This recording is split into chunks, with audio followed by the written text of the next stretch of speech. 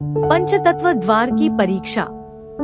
नागराज विषधर के नाश के बाद चारों ओर शांति छा गई। सूरज और चंद्रिका अब पंचतत्व द्वार की ओर बढ़े। एक प्राचीन द्वार जो केवल उसी को पार करने देता था जिसकी आत्मा शुद्ध और संकल्प अडिग हो। द्वार के सामने पहुंचकर सूरज ने गहराई से सांस ली। यहाँ से आगे बढ़ने के लिए हमें अंतिम परीक्षा देनी होगी। यही हमें बताएगा कि हमारे भीतर की पंचतत्व शक्तियाँ वास्तव में जाग चुकी हैं या नहीं। चंद्रिका ने अपनी हथेली सूरज की ओर बढ़ाई। मैं तैयार हूँ। तुम्हारे साथ मैं इस परीक्षा को पार करूंगी। जैसे ही वे दोनों द्वार के करीब पहुँचे, द्वार की आकृति जीवित हो उठी। 5 प्राचीन संरक्षक उनके सामने प्रकट हुए। ये थे पंचतत्वों के देवदूत, अग्निदेव, वायुदेव, जलदेव, पृथ्वी देवी और आकाश देव। पहला देवदूत अग्निदेव गरजते हुए बोले, सूरज, तुमने कई बार अग्नि को आह्वान किया है, लेकिन क्या तुम्हारे भीतर का अग्नितत्व क्रोध और घमंड से मुक्त है? सिद्ध करो। सूरज ने अपनी हथेली से अग्नि प्रकट की। उसकी ज्वाला शांत थी, गर्म लेकिन विनाशकारी नहीं। वह बोला, मेरी अग्नि अब जीवन का स्रोत है, विनाश का नहीं। अग्निदेव ने मुस्कान के साथ कहा, तुमने अपनी परीक्षा पास कर ली, पंचतत्व योद्धा। फिर वायुदेव आगे आए।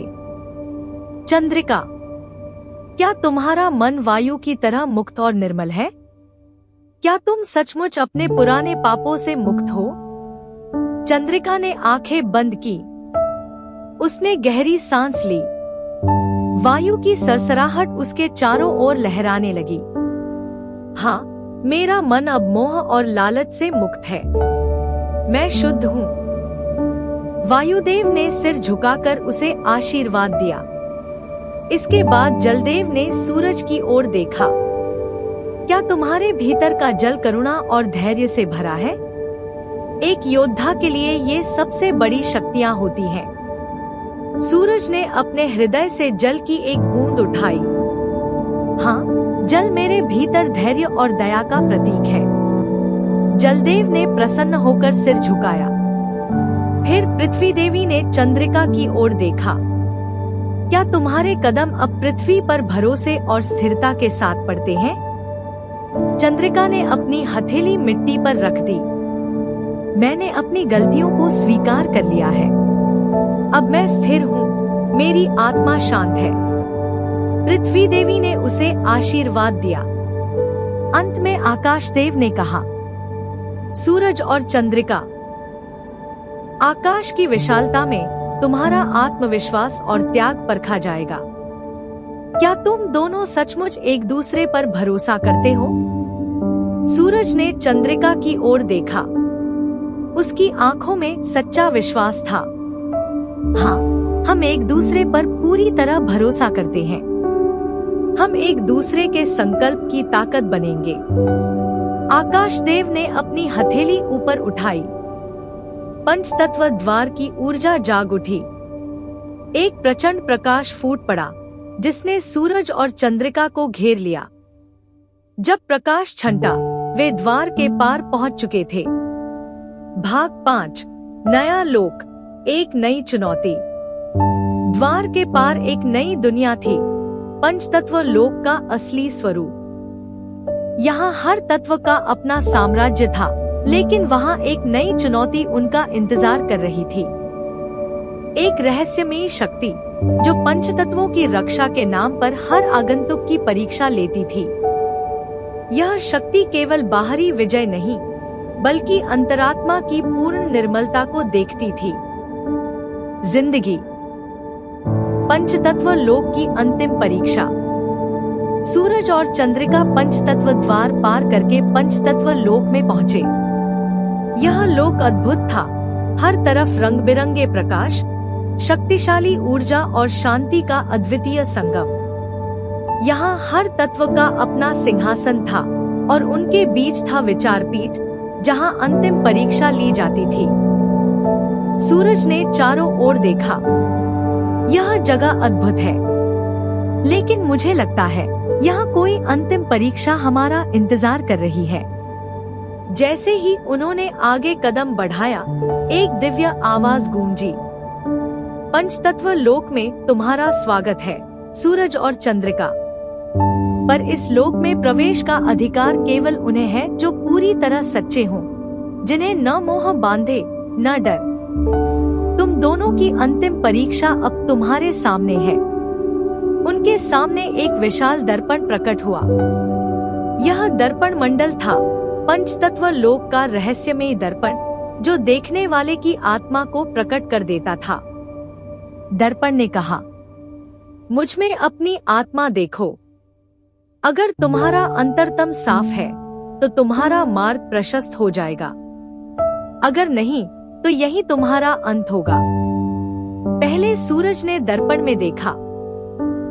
उसने अपनी तस्वीर में अपने पुराने युद्ध, अपनी हार जीत और अपने क्रोध को देखा। लेकिन फिर उसे अपने भीतर छुपा दया और करुणा भी दिखी। दर्पण ने कहा, सूरज, तुम्हारे भीतर क्रोध है, पर उससे बड़ा तुम्हारा धैर्य और सेवा भाव है। तुम्हारा मार्ग प्रशस्त है। फिर चंद्रिका ने दर्पण में झांका। उसने अपने पिछले पाप देखे, वह विषकन्या का जीवन, उसका मोह और छल। उसकी आंखों में आंसू भर आए। लेकिन फिर दर्पण में उसे अपने वर्तमान की सच्चाई दिखी, वह नारी जो अपने पापों से मुक्त हो चुकी थी। दर्पण ने कहा, चंद्रिका, तुमने अपने अतीत से सच्चे मन से प्रायश्चित किया। अब तुम्हारा विष जीवनदायिनी शक्ति में बदल गया है। तुम्हारा मार्ग भी प्रशस्त है। दर्पण से आवाज आई, अब एक आखिरी प्रश्न। सूरज और चंद्रिका, क्या तुम दोनों एक दूसरे पर पूर्ण विश्वास करते हो? सूरज ने चंद्रिका का हाथ थाम लिया। हाँ, उसका हाथ थामकर मैं किसी भी अंधेरे का सामना कर सकता हूँ, चंद्रिका ने कहा। और सूरज के साथ मैं हर चुनौती में अडिग रहूंगी।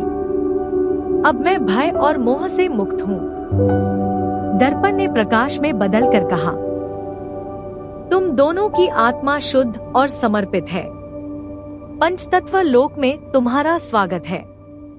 भाग 6, पंचतत्व लोक का वरदान। दर्पण से पार होने के बाद सूरज और चंद्रिका के सामने पंचतत्वों के देवदूत फिर प्रकट हुए। उन्होंने कहा, तुमने साहस, प्रेम और विश्वास की सबसे कठिन परीक्षा पास कर ली। पंचतत्व लोक का वरदान तुम्हें मिलता है। सूरज को मिला अग्नि का दिव्य तेज, जिससे वह न सिर्फ युद्ध बल्कि अंधकार में भी प्रकाश फैला सकता था। चंद्रिका को मिला जल का जीवनदायिनी स्पर्श, उसका स्पर्श अब हर जहर को अमृत बना सकता था। देवदूतों ने आशीर्वाद देते हुए कहा, जाओ, अब तुम पंचतत्व योद्धा नहीं बल्कि पंचतत्व के रक्षक बन चुके हो। तुम्हारा जीवन अब केवल तुम्हारा नहीं, यह पूरे संसार का है। भाग 7, पंचतत्व रक्षक का संकल्प। सूरज और चंद्रिका को पंचतत्व लोक का वरदान मिलने के बाद एक नई जिम्मेदारी मिली। वे अब पंचतत्व रक्षक थे। उनके कंधों पर धरती, जल, अग्नि, वायु और आकाश की रक्षा का भार था। देवदूतों ने कहा, अब तुम्हें इस लोक के संतुलन की रक्षा करनी है। पंचतत्वों की शक्ति जब असंतुलित होती है, तब प्राकृतिक आपदाएं, युद्ध और विनाश जन्म लेते हैं। तुम्हारा पहला दायित्व है इन शक्तियों को संतुलित रखना। सूरज ने गंभीरता से सिर झुकाया।